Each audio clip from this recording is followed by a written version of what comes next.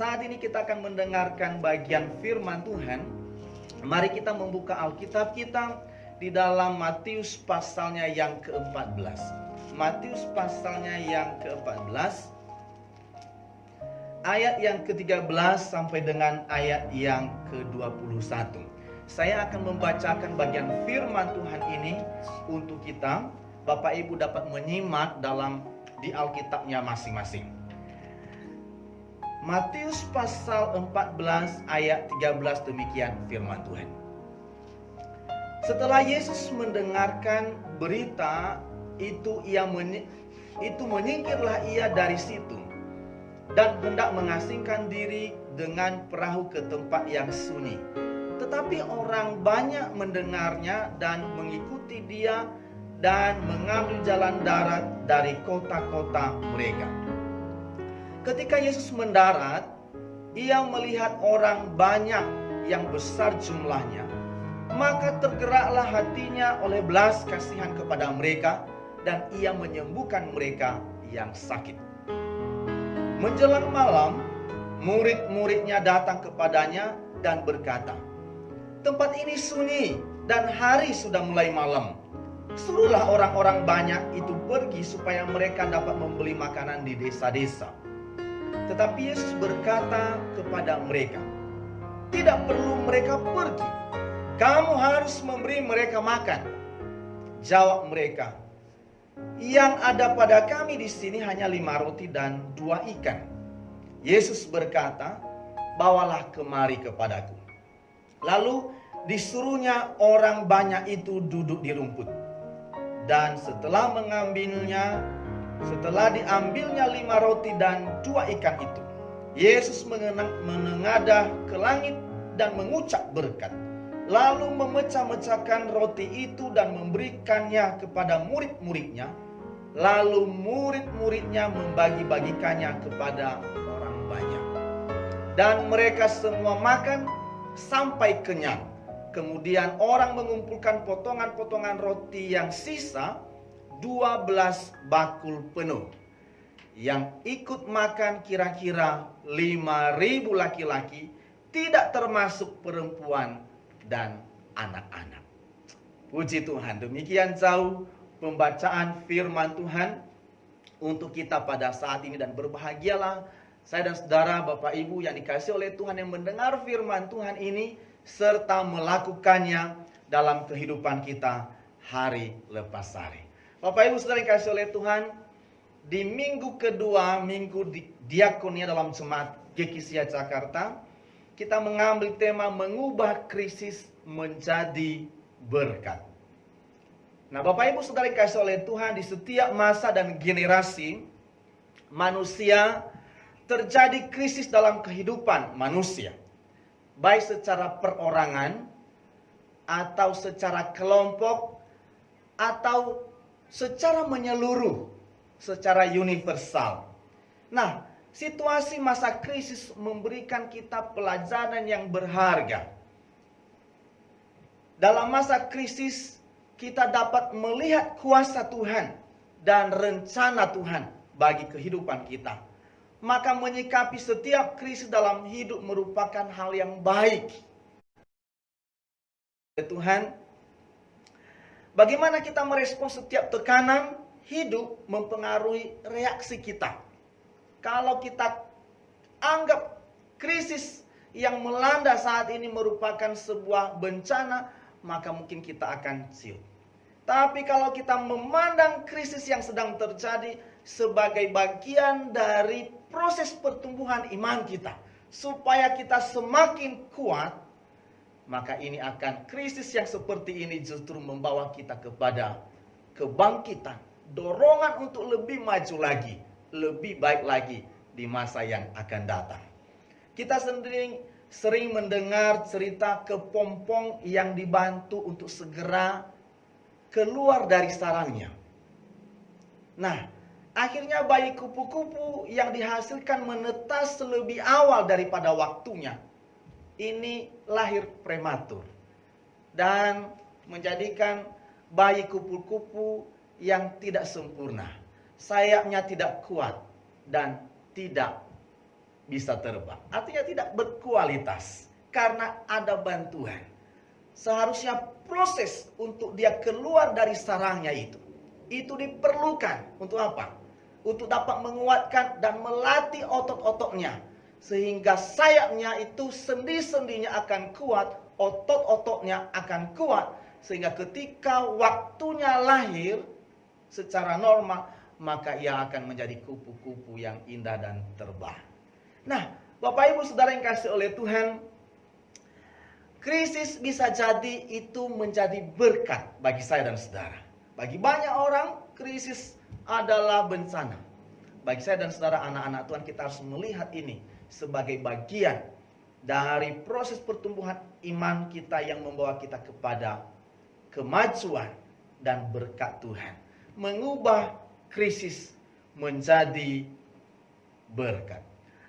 Ada yang berpendapat bahwa kata Kristen itu merupakan kepanjangan dari krisis dan tenang.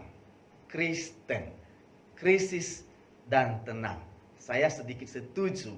Maksudnya bahwa kehidupan orang percaya kepada Yesus Kristus berada dalam dua masa. Ada masa krisis, ada masa tenang. Ada kalanya kita mengalami krisis dan juga masa tenang. Jadi kalau hidup kita bukan tenang, mungkin kita sedang berada dalam krisis. Jadi kehidupan normal memang berada dalam dua situasi seperti itu. Yaitu kalau bukan masa tenang, berarti masa krisis. Bapak Ibu Saudara yang kasih oleh Tuhan, pada bagian firman Tuhan ini kita melihat bahwa ada suatu krisis yang sedang terjadi. Kisah Yesus memberi makan 5.000 orang. Lalu sebenarnya Tuhan Yesus ingin menyendiri. Tapi karena orang begitu tertarik dengan pengajaran Yesus sehingga mereka mencari Yesus kemanapun mereka pergi. Mereka keluar dari kota-kota mereka, kemudian berbondong-bondong untuk bertemu dengan Yesus. Lalu pada bagian firman Tuhan ini kita melihat bahwa di tengah keasikan mereka mendengarkan pengajaran Yesus yang begitu luar biasa, maka ada sebuah krisis yang sedang. Apa itu? Tidak ada makanan. Lalu kita memperhatikan bagian firman Tuhan ini, bagaimana krisis diubah menjadi berkat. Setelah para murid berpikir secara ketat dan berjuang mungkin sekuat tenaga, mencari solusi dari apa yang sedang terjadi. Lalu mereka datang kepada Yesus dan menyampaikan persoalan bahwa biarkan orang-orang ini pergi supaya mereka mencari makanan di desa-desa. Karena ini sudah hari sudah mulai malam, sudah mulai gelap. Wah, ini sesuatu yang luar biasa. Sedang krisis. Lalu jumlah mereka bukan sedikit. Jumlah mereka sangat banyak. Kita memperhatikan dari ayat firman Tuhan yang sudah kita baca tadi, ayat 15. Menjelang malam murid-muridnya datang kepadanya dan berkata, tempat ini sunyi dan hari sudah mulai malam. Suruhlah orang-orang banyak itu pergi supaya mereka dapat membeli makanan di desa-desa. Tapi apa kata Yesus kepada para murid? Tidak perlu mereka pergi. Kamu harus memberikan mereka makan. Ini luar biasa saudara. Makan dari mana? Jumlah orang kalau dalam hitungan menurut catatan dalam ayat 21 itu 4.000 orang laki-laki, belum terhitung perempuan dan anak-anak. Biasanya dalam sebuah kerumunan lebih banyak anak-anak, bahkan mungkin perempuan. Di Indonesia kalau ada satu pertemuan bisa dihitung lebih banyak perempuan daripada laki-laki. Dan yang makan saat itu 4.000 orang, berarti lebih daripada 4.000 orang yang hadir. bagaimana memberikan makan 4.000 orang. Dalam sebuah pesta saja memberi makan 1.000 orang itu perlu waktu 1 bulan, 2 bulan untuk mempersiapkan, saudara. Lalu itu sebabnya maka ada sebuah ide dari para murid. Ya, idenya yaitu bagaimana supaya orang-orang ini pergi dan mereka mencari makanan sendiri. Nah, saudara, memang menyuruh orang banyak yang berjumlah lebih 4.000 orang itu pergi itu jauh lebih mudah daripada memberikan mereka makan. Namun kalau kita memperhatikan di sini, bagaimana krisis diubah menjadi berkat, ada pola yang berbeda. Ya, menyuruh mereka pergi dalam keadaan lapar. Tuhan Yesus tahu persis bahwa kemungkinan mereka tidak sampai di rumah mereka. Sebelum tiba mereka tidak akan selamat. Karena mereka mungkin ada yang jatuh karena kelaparan yang luar biasa. Dan hari sudah mulai gelap. Dan ini tidak dapat dibiarkan. Saudara dikasihi oleh Tuhan, ini krisis. Kalau kita memperhatikan dalam bagian firman Tuhan ini, maka hal yang pertama, bagaimana mengubah krisis menjadi berkat? Ketika Yesus melihat kerumunan orang banyak itu, maka dikatakan di ayat yang ke-13, ayat 14, maka tergeraklah hatinya oleh belas kasihan kepada mereka. Ini cara pandang yang berbeda. Melihat tampilnya Yesus ketika ia mulai melayani dan mengajar banyak orang, dalam pandangannya bahwa manusia harus diselamatkan karena misinya adalah supaya tidak seorang pun manusia hilang, tapi diselamatkan. Ini pandangan Yesus terhadap orang banyak itu. Dan saat dalam konteks ini, Yesus melihat bahwa mereka membutuhkan sesuatu. Ada sebuah krisis, ada suatu krisis yang sedang terjadi. Dan Yesus mengetahui hal itu bahwa mereka membutuhkan makanan. Mereka tidak boleh disuruh pergi. Ini pola melihat dengan hati yang penuh belas kasihan. Kita lihat ayat 14 bahwa hati Tuhan Yesus tergerak oleh belas kasihan. Tapi dalam cara pandang pemimpin agama Yahudi dan pemimpin-pemimpin saat itu, tampilnya Yesus bagi mereka, cara pandang mereka adalah sebuah ancaman. Mereka tidak suka dengan tampilnya Yesus. Mereka sangat terusik karena kemudian berbondong-bondong orang datang kepada Yesus. Dan mungkin mereka berpikir segera setelah ini kita akan ditinggalkan. Itu pemimpin para Yahudi. Para murid juga berpikir cara berbeda. Pola siasat, saudara-saudara. Nah, ada perbedaan cara berpikir. Dengan melihat secara belas kasih, dengan melihat dengan pola siasat. Pola siasat apa? Memang kebijakan yang dibuat untuk diputuskan saat itu adalah menyuruh mereka pergi karena itu aman. Kita tanggung jawabnya selesai. Ketika mereka pergi ya urus masing-masing lah. Tapi Yesus tidak membiarkan itu sendiri terjadi. Ayat 14 dikatakan bahwa ia melihat orang banyak itu dan tergeraklah hatinya oleh belas kasihan. Bapak Ibu Saudara yang kasih lihat, ini perbedaan melihat. Memang cara memandang sesuatu itu bisa saja kita memandang suatu objek yang sama, tapi dapat kita memberikan respon yang berbeda. Suatu kali ada seorang pemuda kehilangan sepatunya di laut. Ya, lalu dia menulis di pantai, ini laut ini dasar maling. Dia telah menghilangkan sepatuku. Ini kesan. Lalu kemudian tidak lama kemudian ia menuliskan di pasir bahwa ini laut maling. Ya. Lalu kemudian ada keesokan harinya, maka ada seorang nelayan pergi memancing dan menjala ikan di laut yang sama. Lalu ia membawa banyak sekali ikan dalam jumlah yang besar. Lalu dia bilang, ini lautnya luar biasa. Wah, berbeda ya. Lalu kemudian dia tulis di pasir bahwa laut ini laut yang baik. Berbeda dengan pemuda yang kehilangan sepatu tadi. Lalu datang lagi orang lain, turis mancanegara. Dan dia melihat sebuah pemandangan yang luar biasa, alam ciptaan Tuhan. Lalu dia bilang, ini laut begitu indah. Lalu dia tulis di pasir, laut ini laut yang indah. Datang ombak lalu membasahi pasir, lalu kemudian tulisan-tulisan kemudian terhapus, dan datang orang dan bergantian dan memiliki kesan yang berbeda dengan sesuatu yang mereka lihat. Ini menggambarkan bagaimana kita melihat sesuatu.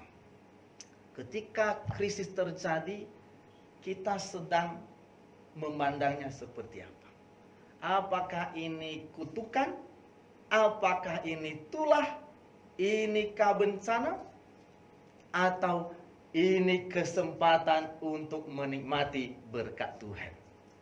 Saudara kasih oleh Tuhan, Yesus melihat situasi krisis yang sedang terjadi itu dengan cara yang berbeda. Ia tergerak hatinya oleh belas kasihan. Ya, saudara kasih oleh Tuhan, lalu kemudian ia menyuruh para murid, kamu harus memberikan mereka makan. Kalau murid idenya apa? Suruh aja mereka pulang, nanti mereka akan membeli sendiri makanan di desa-desa ya. Masalah selesai. Ini pola siasat saudara-saudara. Ya.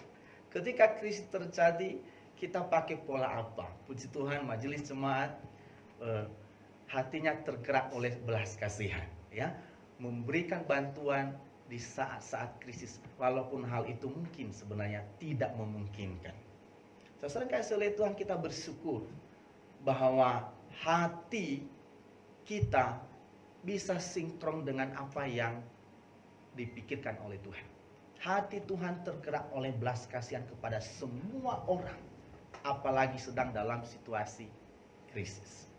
Lalu kita melihat di sini bahwa Tuhan mengizinkan segala sesuatu untuk mendatangkan kebaikan bagi saya dan saudara. Tergantung kita mau melihat dan memandangnya seperti apa. Hal yang kedua yang dapat kita pelajari dari bagian firman Tuhan ini, yaitu ayat yang ke-15,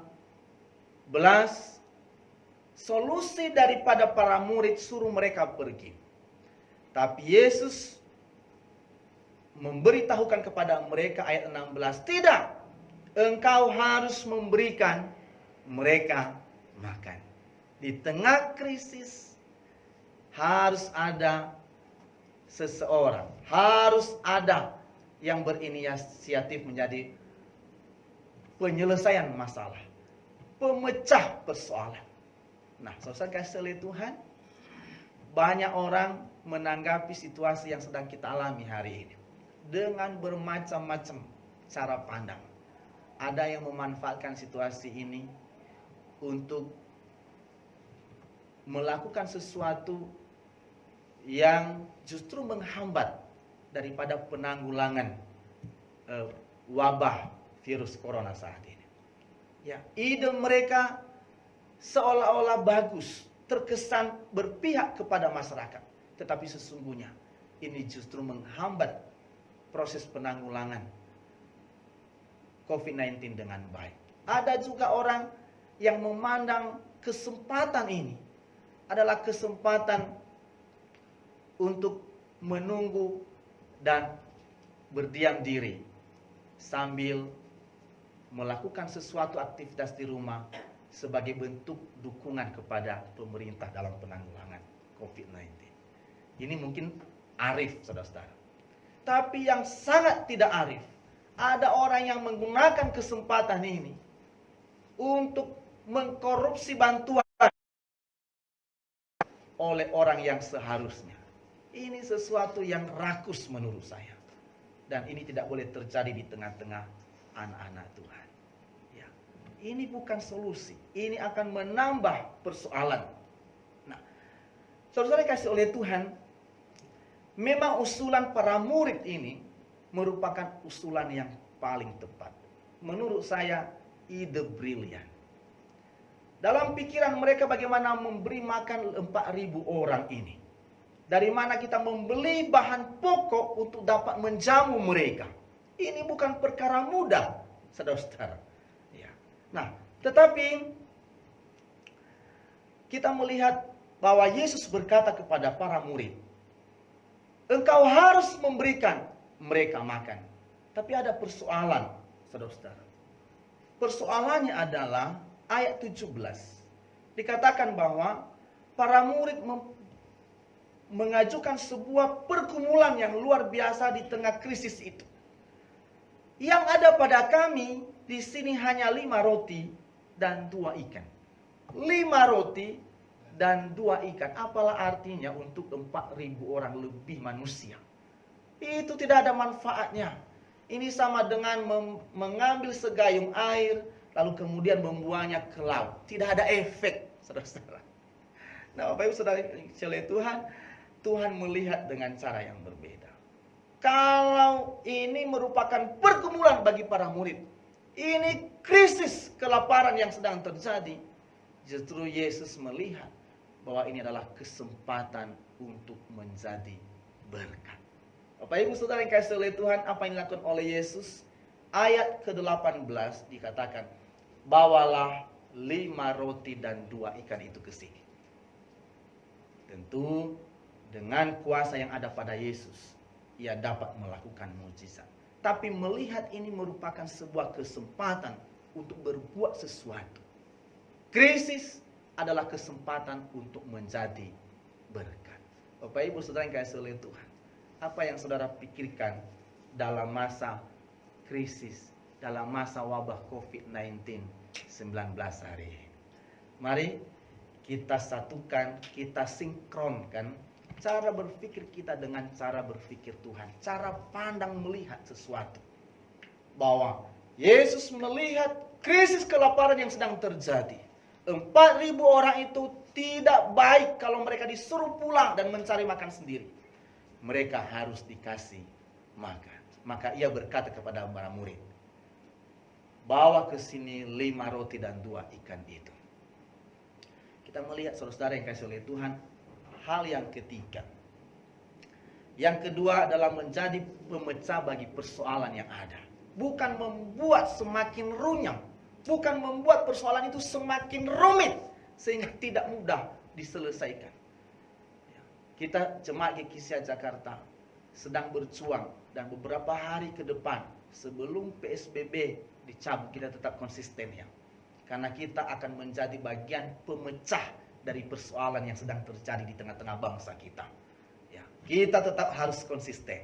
Kita mau mendukung pemerintah dalam penanggulangan wabah yang sedang terjadi saat ini. Hal yang ketiga, bagaimana mengubah krisis menjadi berkat. Yesus mengajarkan dalam bagian firman Tuhan ini, ayat yang ke-16, yaitu tentang tanggung jawab. Tidak perlu mereka pergi, harus memberikan mereka makan. Ayat 16. Tidak perlu mereka pergi, tapi engkau harus memberikan mereka makan. Lalu para murid datang, tapi guru, di sini hanya ada 5 roti dan 2 ikan. Apalah artinya ini dalam bagi orang yang jumlahnya sangat besar ini? Nah, Tuhan Yesus sedang mengajarkan sebuah hal yang penting di sini. Dalam masa krisis sedang melanda, ambil tanggung jawab. Ambil bagian, apa solusi? Yang mungkin kita tidak memberikan solusi yang terlalu berdampak, tapi paling tidak kita mulai dari diri kita sendiri. Yesus berkata, apa yang kau punya di situ? Kami cuma punya 5 roti dan 2 ekor ikan, guru. Bawa ke sini. Mengapa? Karena dari yang sedikit itu, dari yang sederhana, sesuatu yang dianggap remeh banyak orang, Cuman 5 ketul roti, 2 ekor ikan, apalah artinya? Bagi Yesus, hal yang sederhana, hal yang sedikit itu, dia bisa buat menjadi luar biasa. Amin. Krisis dapat berubah menjadi kesempatan untuk memberkati. Dan kita melihat kemudian Yesus kemudian mengucap syukur, menengadah ke langit, mengucap syukur atas berkat itu, dan memecah-mecahkannya, memberikan kepada para murid. Silakan bagikan berkat Tuhan kepada orang yang sedang mengalami krisis kelaparan ini. Kalau para murid mengambil bakul-bakul itu, keajaiban terjadi. Kuasa yang ada pada Tuhan, ia dapat melakukan segala sesuatu. Baginya tidak ada yang mustahil. Kita melihat bahwa kemudian bakul roti, bakul ikan diterima oleh para murid dari tangan Tuhan Yesus, kemudian dibagi-bagikan kepada orang banyak yang berjumlah lebih daripada 4.000 orang itu. Dan semua dapat makan kenyang, laki-laki, perempuan, dan anak-anak. Mungkin lebih 8.000 orang jumlah mereka. Mereka makan kenyang. Lalu potongan-potongan dari roti dan ikan itu dikumpulkan. Kemudian dikumpulkan dalam bakul-bakul yang kosong. Dan sisanya justru dari 5 ekor ikan, 5 roti, 2 ikan, sisanya 12 bakul. Ini sebuah keajaiban. Artinya bahwa ketika kita menyerahkan diri kepada Tuhan, apa yang engkau punya? Oh, saya tidak bisa buat apa-apa untuk membantu, tapi saya melakukan sesuatu. Mungkin ini tidak terlalu berdampak, tapi saya punya sesuatu untuk saya bagikan. Saya berterima kasih mewakili majelis jemaat untuk seluruh jemaat GKSIA yang telah mengambil bagian dalam aksi bantuan sosial bagi jemaat. Kita juga bersyukur persekutuan doa Amaris kemarin bisa menyalurkan bantuan sosialnya kepada jemaat. Terima kasih banyak. Tuhan Yesus memberkati persekutuan doa Amaris.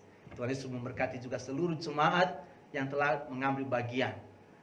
PIC dalam kegiatan ini, Pak Penatua Tumpak Naibaho masih menunggu jemaat. Jikalau masih mau ambil bagian, silakan. Di warta jemaat yang kita kirim lewat grup WA jemaat itu sudah ada nomor rekening saudara Bapak Ibu ambil bagian lagi.